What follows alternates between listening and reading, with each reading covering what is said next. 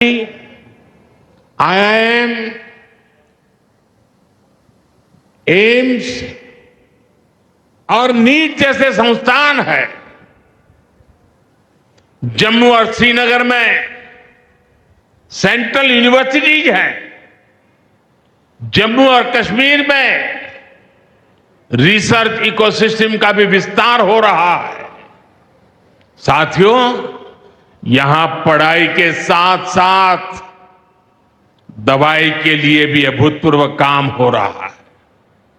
बीते कुछ सालों में ही 2 स्टेट लेवल के कैंसर संस्थान बने हैं। पिछले 5 वर्षों में यहां 7 नए मेडिकल कॉलेज शुरू किए गए हैं। आप भी जानते हैं, जब मेडिकल कॉलेज खुलता है तो उससे मरीजों के साथ ही उस क्षेत्र के युवाओं को भी सबसे ज्यादा फायदा मिलता है। जम्मू कश्मीर में अब एमबीबीएस की सीटों की संख्या 500 से बढ़कर 1300 तक पहुंच गई है।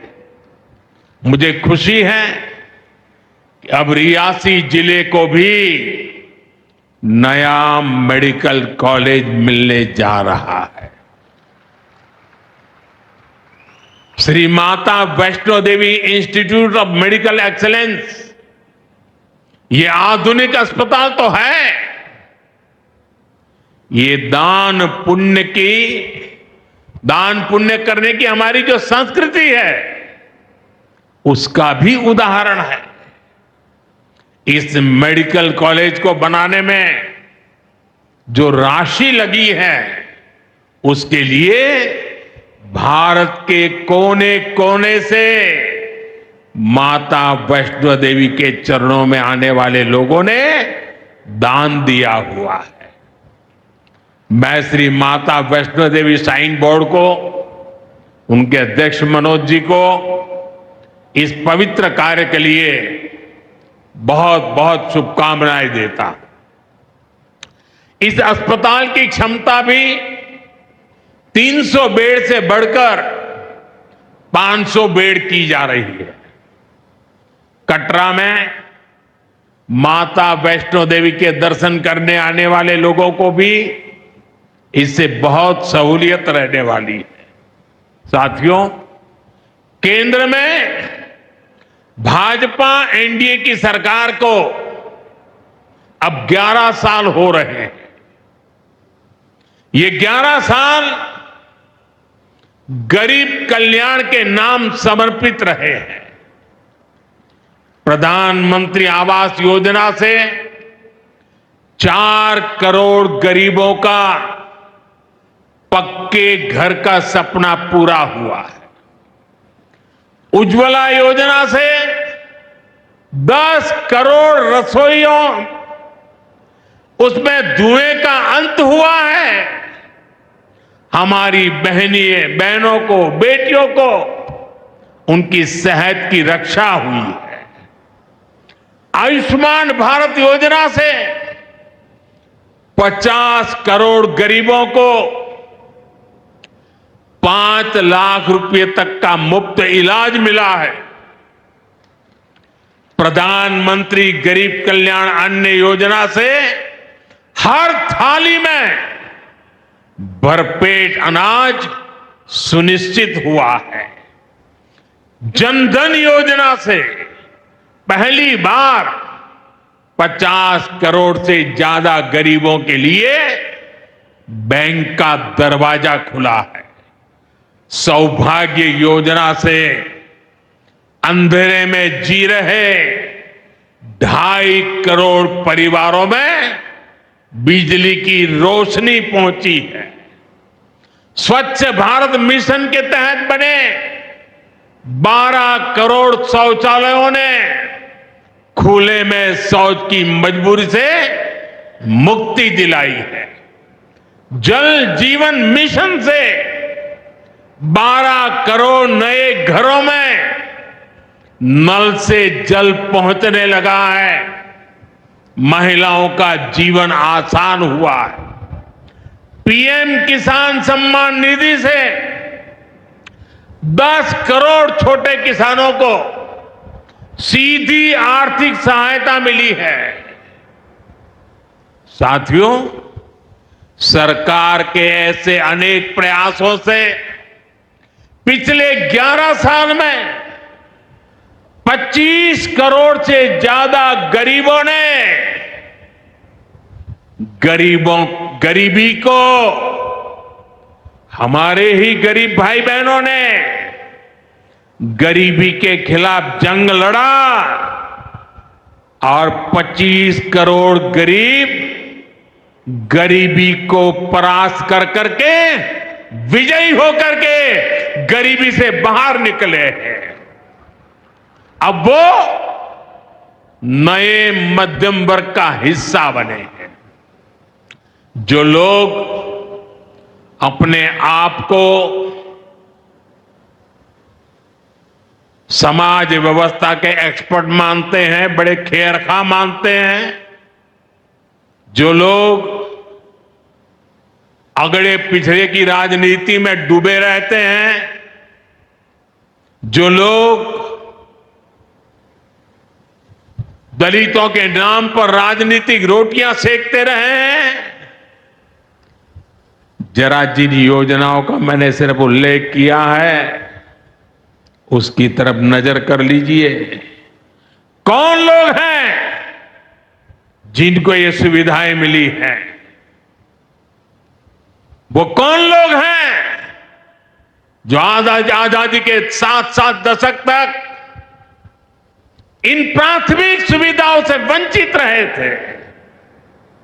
ये मेरे दलित भाई बहन है, ये मेरे आदिवासी भाई बहन है, ये मेरे पिछड़े भाई बहन है, ये पहाड़ों पर गुजारा करने वाले, ये जंगलों में बसने वाले, झुग्गी झोपड़ी में जिंदगी पूरी करने वाले, ये वो परिवार है जिनके लिए मोदी ने अपने 11 साल खपा दिए हैं।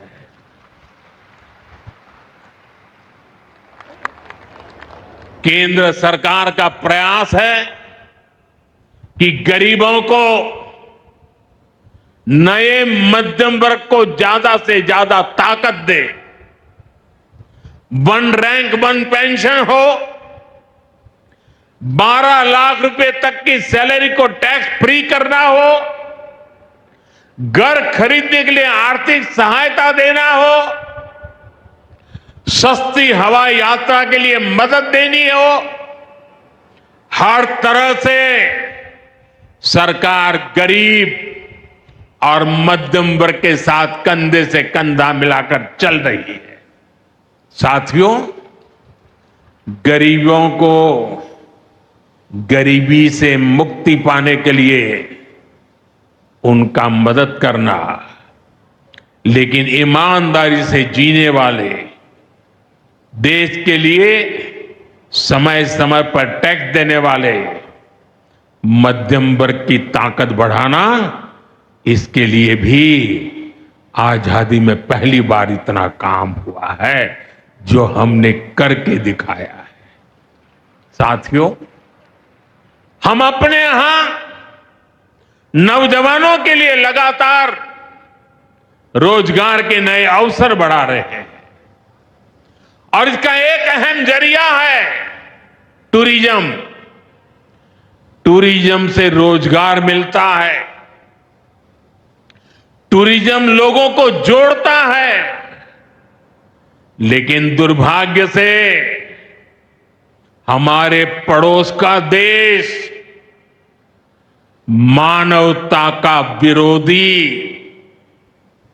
मेलजोल का विरोधी, टूरिज्म का विरोधी, इतना ही नहीं, वो ऐसा देश है जो गरीब की रोजी रोटी का भी विरोधी है। 22 अप्रैल को पहलगाम में जो कुछ हुआ, वो इसी का उदाहरण है। पाकिस्तान ने पहलगाम में इंसानियत और कश्मीरियत दोनों पर वार किया। उसका इरादा भारत में दंगे कराने का था। उसका इरादा कश्मीर के मेहनतकश लोगों की कमाई को रोकना था। इसलिए पाकिस्तान ने टूरिस्ट पर हमला किया। वो टूरिज्म जो बीते 4-5 साल में लगातार बढ़ रहा था, हर साल यहां रिकॉर्ड संख्या में टूरिस्ट आ रहे थे। जिस टूरिज्म से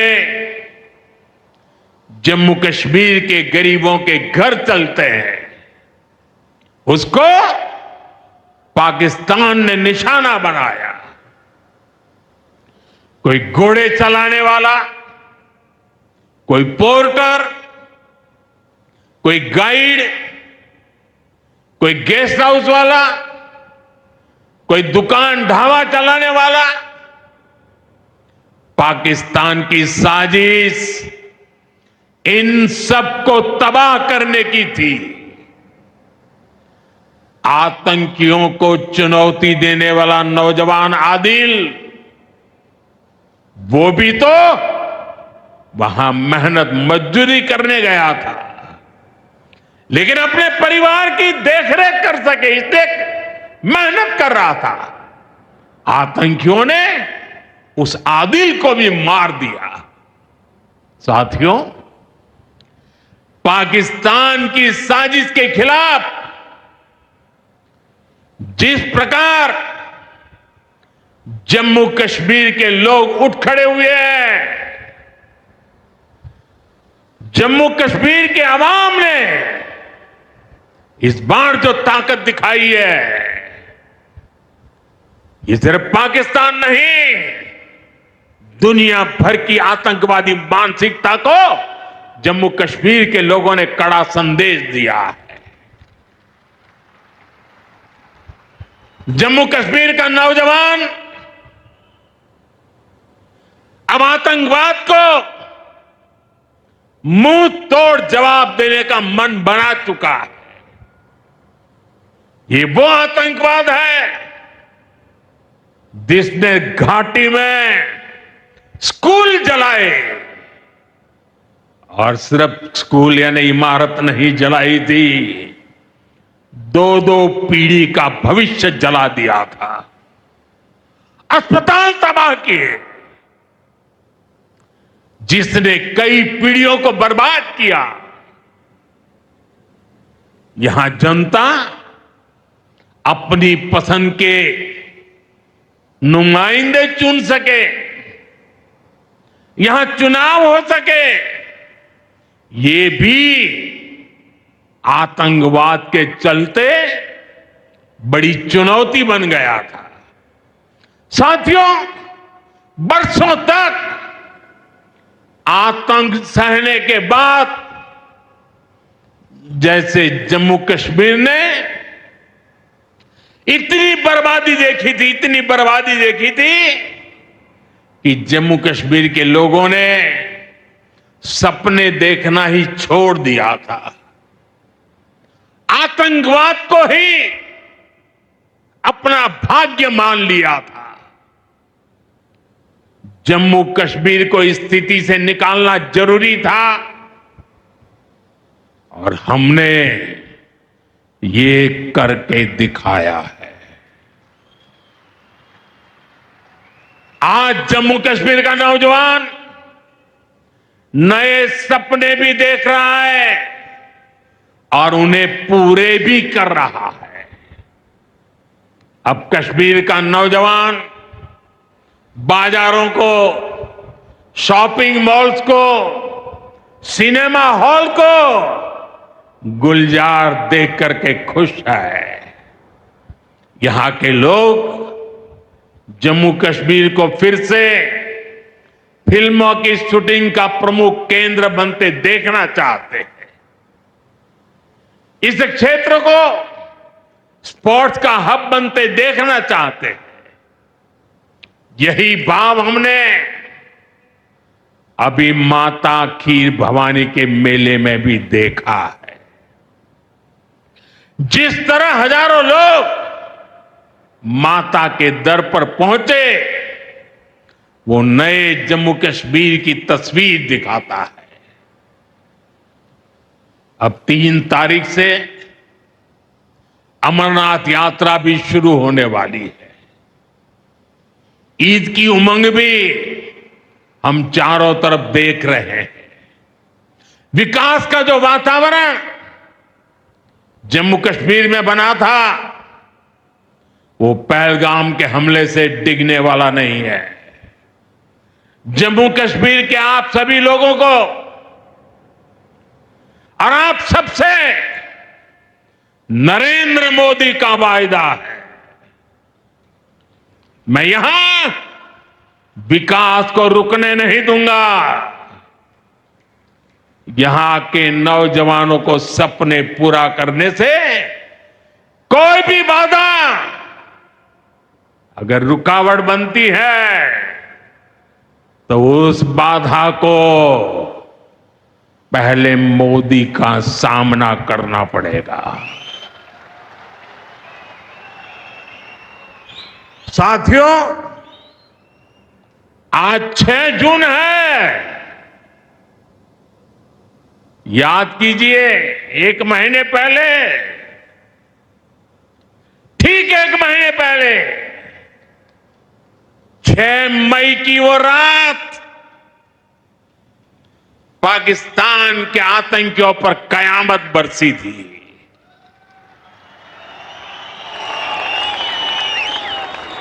अब पाकिस्तान कभी भी ऑपरेशन सिंदूर का नाम सुनेगा तो उसे अपनी शर्मनाक शिकस्त याद आएगी।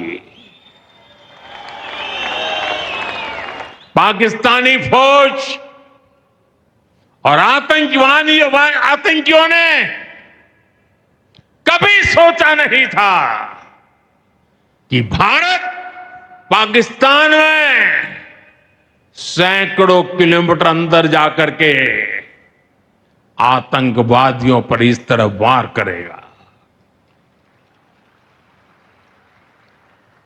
बरसों की मेहनत से उन्होंने